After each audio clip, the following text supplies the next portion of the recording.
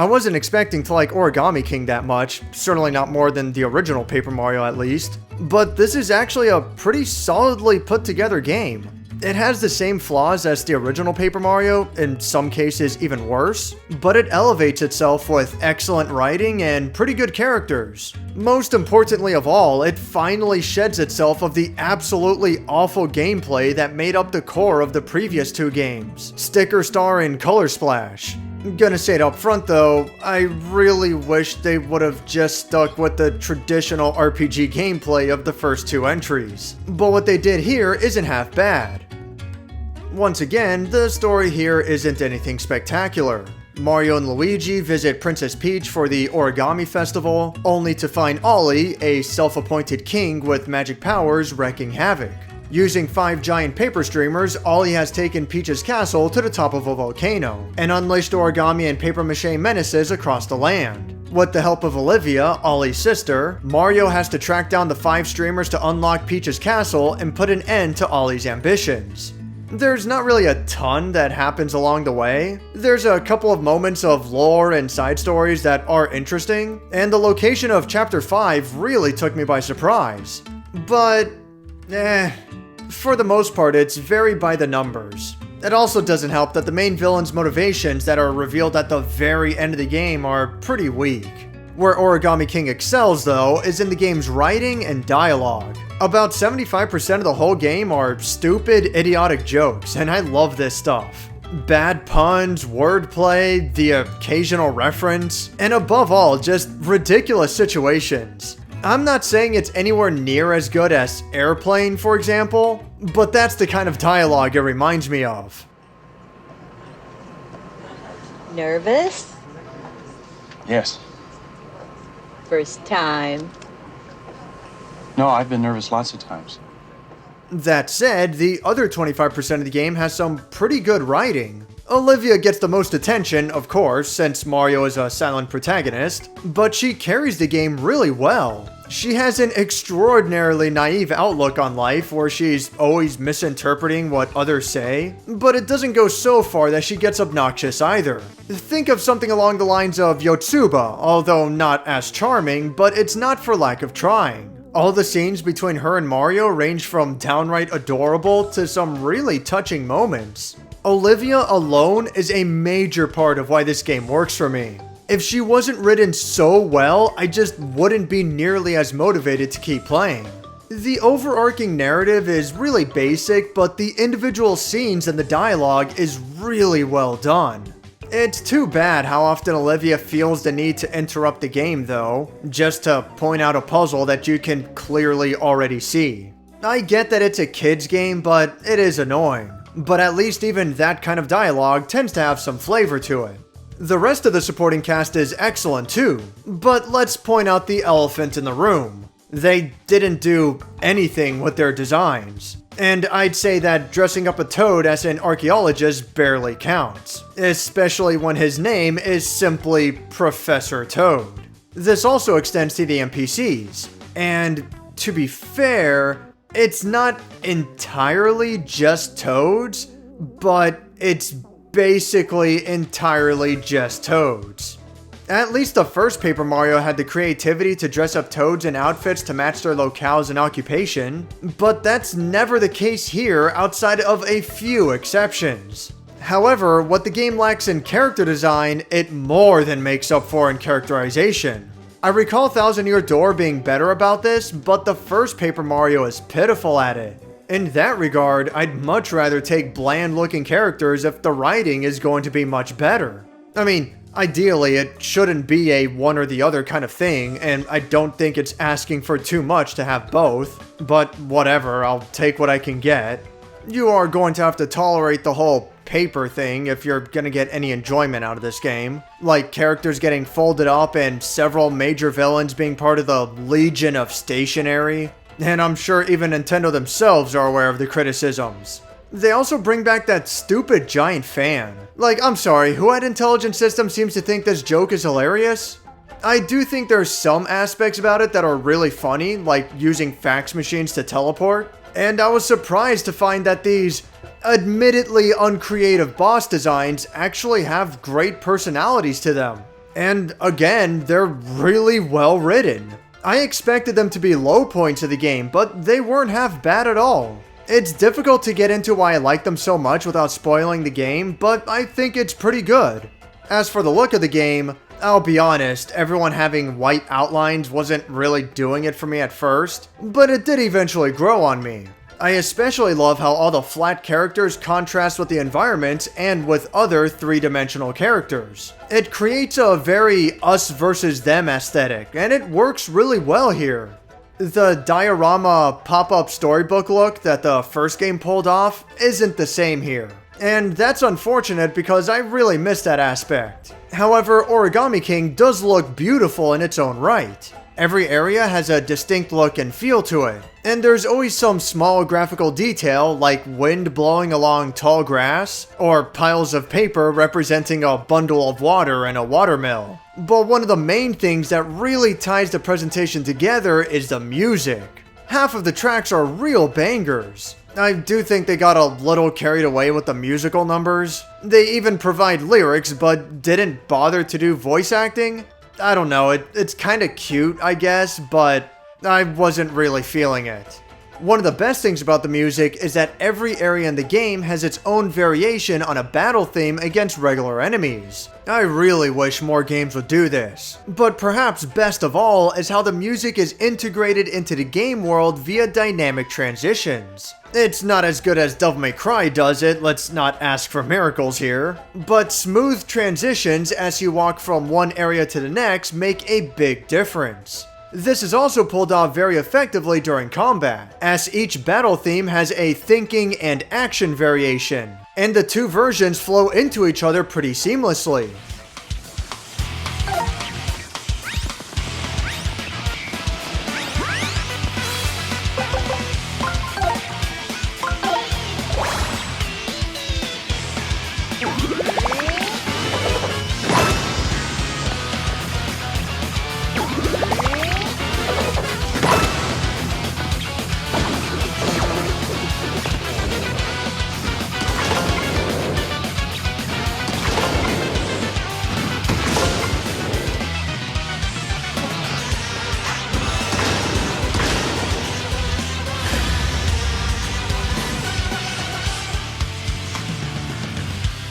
All of this comes together to elevate the presentation to a level that I don't normally see in games, especially for something as lighthearted and childish as this. I'm impressed. But if the gameplay isn't up to snuff, then a lot of this doesn't really matter. Let me get this out of the way. The biggest issue I had with Sticker Star, and from my understanding Color Splash is much of the same, is that those games are item-based combat and adventure games. In other words, the player's very limited inventory is used to hold both combat items and key items that are used to solve puzzles. And of course, the key items just have to take up double or even triple the usual space. A lot of it boils down to running back and forth between the town and the dungeons trying to figure out which items to use. You have to use the right item in the right spot, and if you do it wrong, then you have to go all the way back to town to get another one. The whole thing just feels like such a huge waste of time. Not to mention how combat is a massive detriment since it's using up your limited inventory, so it's something that you want to actively avoid. It's all a downright mess. Okay, with that explanation done, Origami King is extremely separated from those previous two games, but a lot of elements do still carry over. It's just that those elements aren't a detriment to the game anymore, since they're no longer designed around wasting the player's time. Like most of these games, gameplay is divided between field and combat segments. The game makes a big deal about finding as many toads and other goodies as you can hidden throughout the game, and a percentage is provided for each individual area to help you keep track of what you're missing. Some toads will either directly reward you, or they'll unlock a shop from which you can buy items. However, for the most part, you're doing this for the sake of your own satisfaction.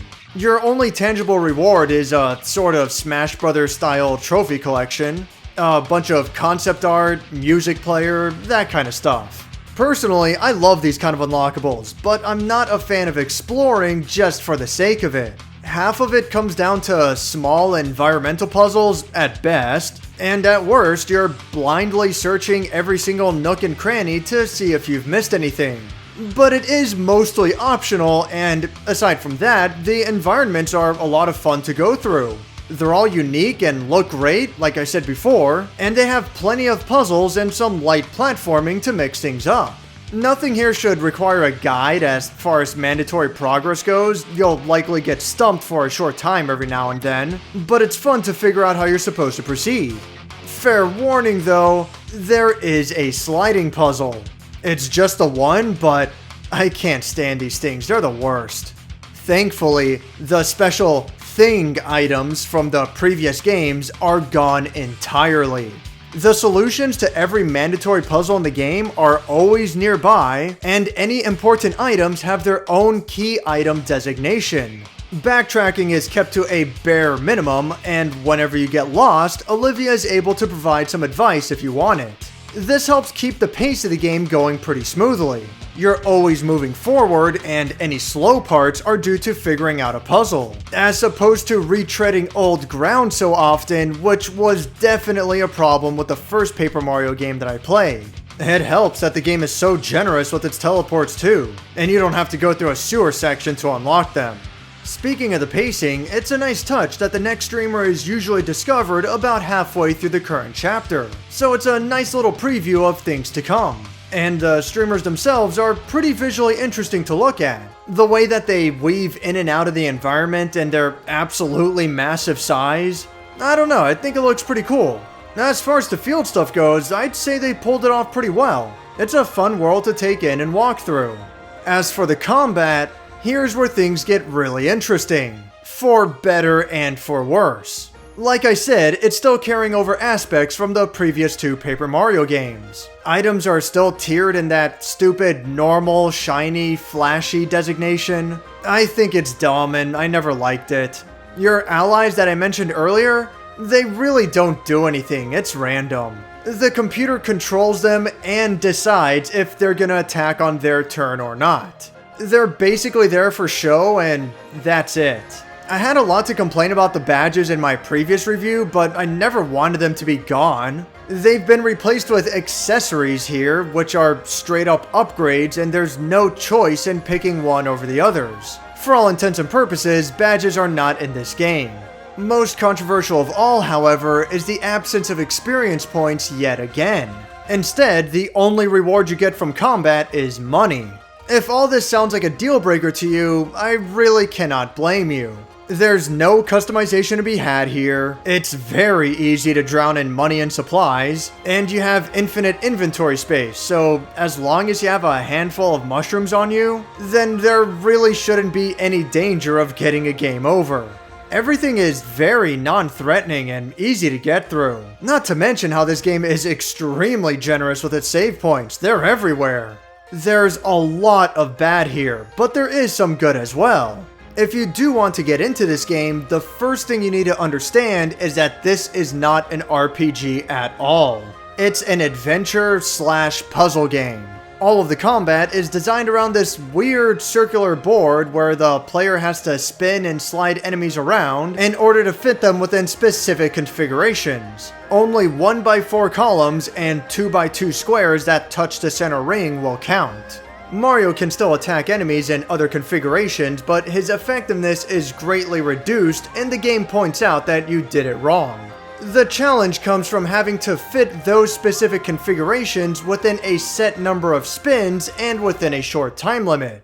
Using items only really comes into play if you want to defeat enemies in a single turn, as opposed to going multiple turns and having to defend against enemy attacks. Or if you're put into a situation where you need to jump on enemies that have spikes or things like that. It should also be noted that your inventory for offensive items is also limitless, and the game makes sure to provide you with plenty of supplies. So realistically, you should never have to worry about entering a battle unprepared. Furthermore, Mario's normal attacks can be used infinitely and are plenty effective on their own. I just stuck with regular attacks for about 90% of the game and I did just fine. The action command system returns, and I like that there's an accuracy window to it. There's 4 levels of damage depending on how well timed your attacks and defenses are. That being said, enemy attacks are extremely easy to defend against this time, which wasn't the case for even the first Paper Mario game at all. On top of that, Mario has so much health, and he gets accessories that allow him to restore health for free at the start of every battle. So this takes away a lot of challenge and makes enemies very non-threatening. Much like the exploration aspect, you only engage in combat for the sake of your own satisfaction, especially considering that you only get money out of it, and that was never in short supply for me. With that in mind, I personally found the combat to be pretty fun. It's super brain dead at first, but it doesn't take long for the game to start ramping things up. None of the puzzles are particularly complex, but given the time limit and other limitations, you are gonna mess up every now and then. For that reason, it's really fun to have a aha moment when you finally figure out how to solve a puzzle for yourself. Even more so when the same layout pops up again and you instantly recognize and react to it, and there are enough variations to keep it fun to the end. It's a cool idea in concept, or rather, it's a cool idea on paper, but in practice, it's very lacking. For one thing, there's very little variety between like 95% of the enemies in the game, and that is not an exaggeration. The boos are awesome because they'll disappear during battle, so you'll need to memorize their location as you do the puzzle. There's a grand total of about 3 enemies that do something like this, that throw a little curveball into the game. And even then, the boos disappearing is the most major example. There could have been enemies that create false duplicates of themselves. I mean, they even have ninjas in this game and they don't do that. You could have an enemy type try to move after you've locked the puzzle in place, but if you surround them with other enemies, then they get stuck. I think that's a good idea, that just came off the top of my head. You could have had enemies place traps on the board, like, do something. None of this is in the game, and nearly every single enemy is just a copy-paste of each other. The maximum complexity you get is like, if this guy is spiky, you can't jump on them. If they're flying, you can't use a hammer. And like I already stated, the defensive phase is mostly just nothing. Like, very few enemies are an actual threat. This used to be a big deal in the older Paper Mario games, but in this one it's really easy to pull off and not a big deal at all. You can also spend money to extend the time limit or just have the game solve the puzzle for you. However, those handicaps are easy to ignore, and even if you fail to solve a puzzle in time, it doesn't really impact you that much. There's no real weight to the normal battles, there's no stakes. A lot of them start to feel very samey, and while there is potential, it's never reached. I did have fun with it throughout the game. I think it's cool to recognize abstract patterns and then just react to it, but this could have been so much more, and it's not. Now, as for the boss battles on the other hand, this stuff is really creative. Instead of Mario being surrounded, he now has to plan his route to the center of the board, collecting as many power-ups as he can along the way and positioning himself appropriately. Every single boss has their own twist on the same basic rules, such as placing traps across the board, requiring specific positioning, or stealing available power-ups from the player. This is the kind of stuff I wish normal enemies had. Make me think creatively, not just recognize patterns that I have to execute. Unfortunately, several of the bosses are kind of set-piecey. They require you to follow specific steps in a specific order. All the bosses are also really easy once you figure out their weaknesses, or if you have the game spell it out for you, so that's pretty disappointing. Still though, it's a lot of fun to plan out the best path you can with the limited number of moves and time, and all the gimmicks keep each boss exciting and fun. It's also worth mentioning the papier-mâché fights that are actually fought on the field. They're okay, and the boss battle variations are well executed. But this is not the game's strength, and I find their inclusion unnecessary. I mean, it's nice that it breaks up the pace, you get something a little different, but I would have much rather that they spent more time focusing on the other aspects. Speaking of which, there's hardly any optional content at all. There's a challenge mode where you try to solve as many puzzles as you can, as quickly as you can, and you can replay every boss in the game and try to speedrun them. That's fine, but there's no extra difficulty optional boss, for example. There's also nothing like a battle gauntlet, for example, where you have to take on tons of waves of enemies and see how long you can last. The only optional content there is just the exploration aspect. And looking back at the extra stuff in Paper Mario, Thousand Year Door, and even Super Paper Mario, I find it really disappointing how lacking it is here.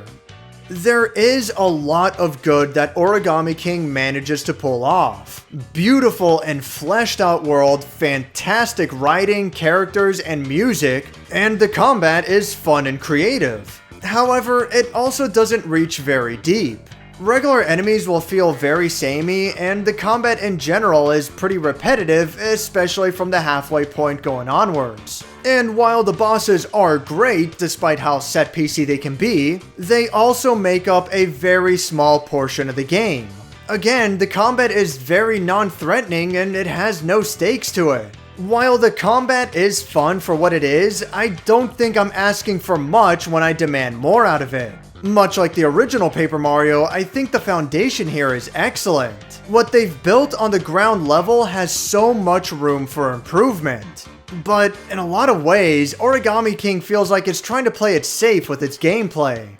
Normally, I'm not the kind of person that would value presentation over gameplay, but something about Origami King really did it for me. I was constantly smiling for the whole game, but I don't want to give this a full-on recommendation because if the presentation doesn't gel with you, then I don't believe the gameplay is strong enough to stand on its own.